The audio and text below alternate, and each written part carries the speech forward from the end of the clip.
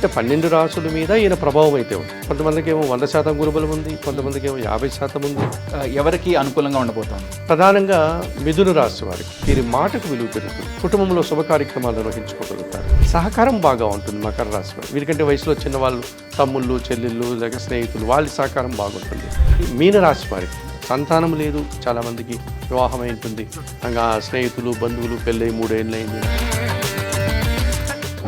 అయితే గురుగారు, ఈ గురు సంచారం కానీ గురుగ్రహ మార్పు మూలంగా ఏ రాశుల వాళ్ళకి సానుకూలంగా ఉండబోతోంది?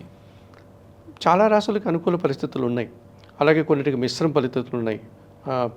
మిశ్రమ ఫలితాలు కొన్నిటికి పూర్తిగా గురుబలం పోగొట్టుకొని గురువు వ్యతిరేక ఫలితాలు ఇచ్చేటువంటి సందర్భాలు కూడా మనకు కనిపిస్తుంది. అంటే 12 రాశుల మీద ఈయన ప్రభావం అయితే ఉంది. కొంతమందికి ఏమో 100% గురుబలం ఉంది, కొంతమందికి ఏమో 50% ఉంది, కొంతమందికి మిశ్రమ ఫలితాలు వస్తాయి. అంటే కొన్ని రాశులకి పూర్తిగా గురుబలం కోల్పోయేటువంటి సందర్భాలు కూడా మనకు ఉన్నాయి. అయితే ముందుగా ఎవరికి అనుకూలంగా ఉండబోతోంది? ప్రధానంగా మిథున రాశి వారికి. ఈ మిథున రాశి వారికి ఈయన ఎవరు అంటే సప్తమ దశమాధిపతి.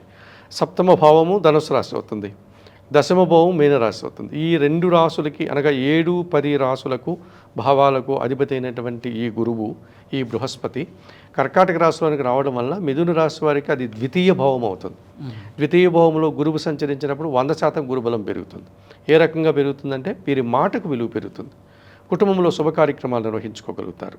కుటుంబపరమైనటువంటి ఆనందం ఉంటుంది. వీరి చెప్పేటువంటి మాటలకి విలువ, వారు చెప్పిన మాటలు జరగడం. మనం కొంతమంది మాట్లాడేటప్పుడు ఆయనకు మంచి వాక్శుద్ధి ఉందండి, ఆయన ఏదైనా చెప్తే అలా జరుగుతుందండి, గురువుగారు మీ ఆశీస్సులు ఇవ్వండి, నాకు మంచి మార్కులు వచ్చేస్తాయి అని మీరు మమ్మల్ని ఆశీర్వదించండి అని అంటుంటాం మనం కొంతమంది వ్యక్తులకి. అలాగే మంచి వాక్శుద్ధి ఉన్నటువంటి లక్షణము ఇప్పుడు మిథున రాశి వారికి ద్వితీయ భావములో గురువు ఉండడం వల్ల వస్తుంది. స్థిరాస్తులకు సంబంధించినటువంటి ఏదైనా లాభాలు పొందగలుగుతారు. కుటుంబంలో సంతోషకర వాతావరణం, అంటే శుభ కార్యక్రమాలు కానీ ఇతరతర కార్యక్రమాలు చేసుకోవడానికి అనుకూలంగా ఉంటుంది. ఈ గురువు సప్తమ దశమాధిపతి కదా, 7వ ఇంట్లో ఉన్నప్పుడు జీవిత భాగస్వామి సహకారం బాగుంటుంది, వ్యాపార భాగస్వాముల సహకారం బాగుంటుంది, జన సంబంధాలు పెరుగుతాయి, సమాజంలో ఈయన చేసే పనులకు గుర్తింపు వస్తుంది. అలాగే దశమాధిపతి కదా, ఈయన వృత్తి వ్యాపారాలకు సంబంధించి కూడా అభివృద్ధి పదంలో ముందుకు వెళ్తాడు, మంచి ఆర్థికంగా బలపడతాడు, స్థిరాస్తుల నుంచి మంచి లాభాలు వస్తాయి, నిల్వధనాన్ని అనగా కాస్త ధనాన్ని పొదుపు చేసుకోగలుగుతాడు. సో ఇలాంటివన్నీ జరగడానికి సేవింగ్స్ బాగుంటుంది. మంచి పేరు ప్రఖ్యాతులు తెచ్చుకుంటారు.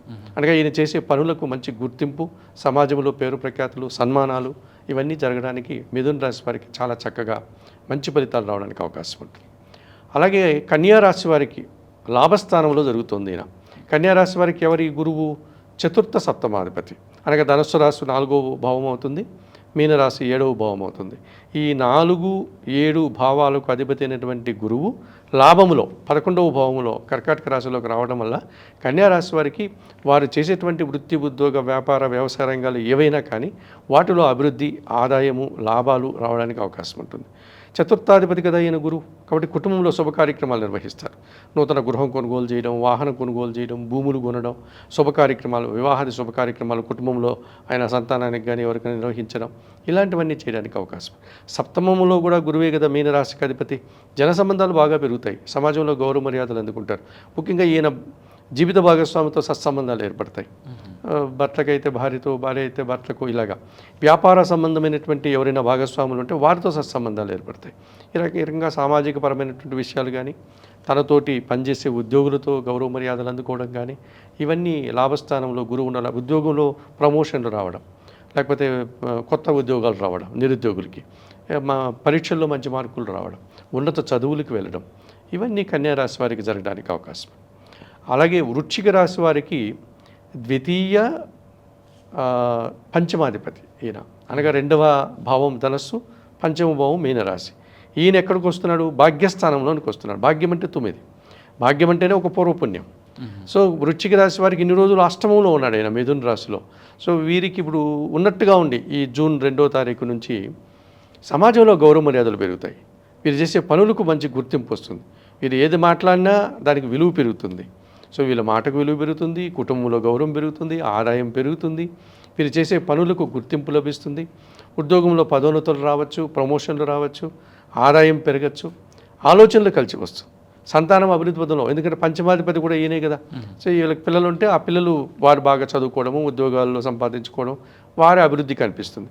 ఆత్మీయులతో సత్సంబంధాలు ఏర్పడతాయి. ఉదాహరణకి ఎవరైనా ఇద్దరు స్నేహితులు ఉన్నారు, వాళ్ళిద్దరూ కలిసి ఏదో వ్యాపారం పెట్టాలా, తప్పకుండా ఈ సమయంలో వాళ్ళు ఆ వ్యాపారాన్ని ప్రారంభిస్తారు. లేదు ఇద్దరు ఒక అబ్బాయి అమ్మాయి ఒకరినొకరు ఇష్టపడ్డారు, వివాహం చేసుకోవాలనుకుంటున్నారు, దానికి సమయం రాలేదు, ఇప్పుడు వారు వివాహం చేసుకోవచ్చు. మనం అనుకునే జరుగుతాయి. అంటే పంచమాధిపతి కదా, పంచమాధిపతి అంటే ఇష్టమైనటువంటి పనులు నెరవేర్చుకోవచ్చు.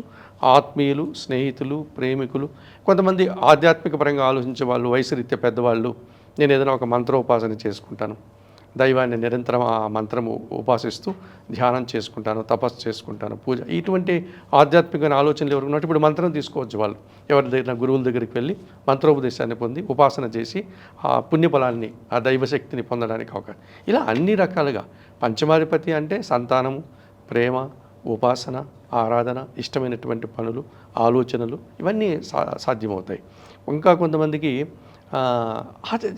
మన ఆలోచనలు ఎన్నో మనకు ఉంటాయి కదా, అవన్నీ చేయలేం, బట్ ఆలోచిస్తూ పెట్టుకుంటాం. దానికేముంది, ఆలోచించడానికి పెద్ద నష్టం ఏం లేదు కదా, మన భావదారిద్ర్యం ఉండదు కదా మనుషులకి.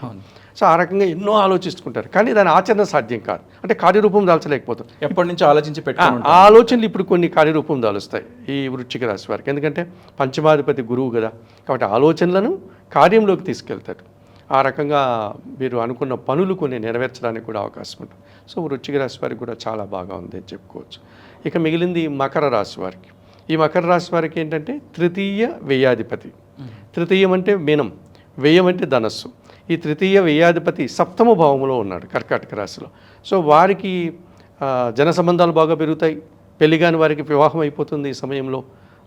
తర్వాత అంటే సాంప్రదాయబద్ధంగా ఏదో సంబంధాలు చూస్తూ ఉంటారు, అమ్మాయికో అబ్బాయికో కుదరలేదండి మంచి సంబంధం అంటుంటాం, జాతకాలు బాగాలేదనో, లేదా ఆ సంబంధం బాగాలేదనో, వీళ్ళకి నచ్చిన సంబంధం కుదరలేదనో, ఒక అబ్బాయికి నచ్చింది అనుకో అమ్మాయికి నచ్చకపోవడం, ఇలాంటి ఏదో సమస్యలు ఇప్పుడు వారికి అలాంటి ఆటంకాలన్నీ తొలగిపోయి సప్తమ భావంలో గురువు వచ్చారు కదా, వెంటనే మంచి సంబంధం, అనుకూలమైన సంబంధం, ఒకరికొకరికి నచ్చడం, ఆ కుటుంబాలు రెండు ఇష్టపడడం, జాతకాలు బాగా కుదరడం, మంచి ముహూర్తం చూసి వివాహం చేసేయడం, ఇలాంటివి జరగడానికి అవకాశం ఉంటుంది.